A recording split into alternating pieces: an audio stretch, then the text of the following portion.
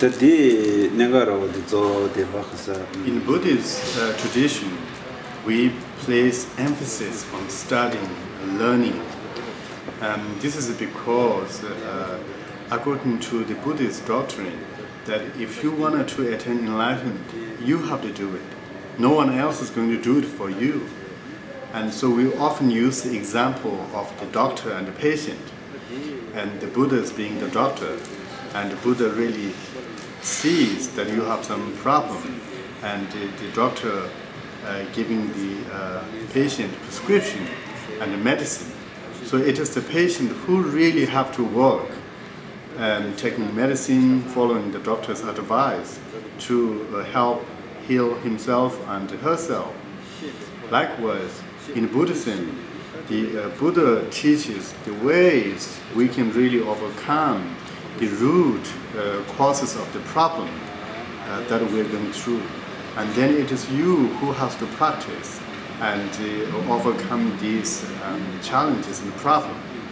In one of the sutras said that you are the master of yourself. Enlightenment doesn't come from other person, but it's come through your effort, learning and practicing. And so when the Buddha showed us this path, and so you have to study this, and then you, having studied the subject, then you will master the subject, and then you have to practice it. Without knowing how to really overcome these problems, we wouldn't be able to really do anything. And as you remember, the emphasis is on us. We're the one who have to really take initiative in developing wisdom to overcome the problem. So we have to study what are these wisdoms. And in the Buddhism, we say when we, for example, dealing with anger, first we have to know what is the anger, how anger is arised. Then we have to learn what are the kind of antidotes to overcome and get rid of that anger. And then once you really understood how anger is developed, how it can be overcome, you have to practice it. So in this kind of situation, now you see that to have to understand anger, have to know what are the solutions to anger.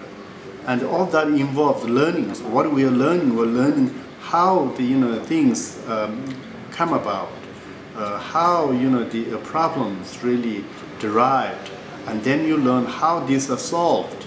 And this is what the emphasis is on study.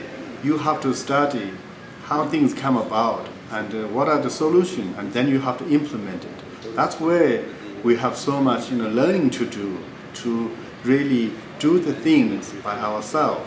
In essence, we do not believe that the enlightenment and some people say that Buddhahood will be delivered to us by others, but by ourselves.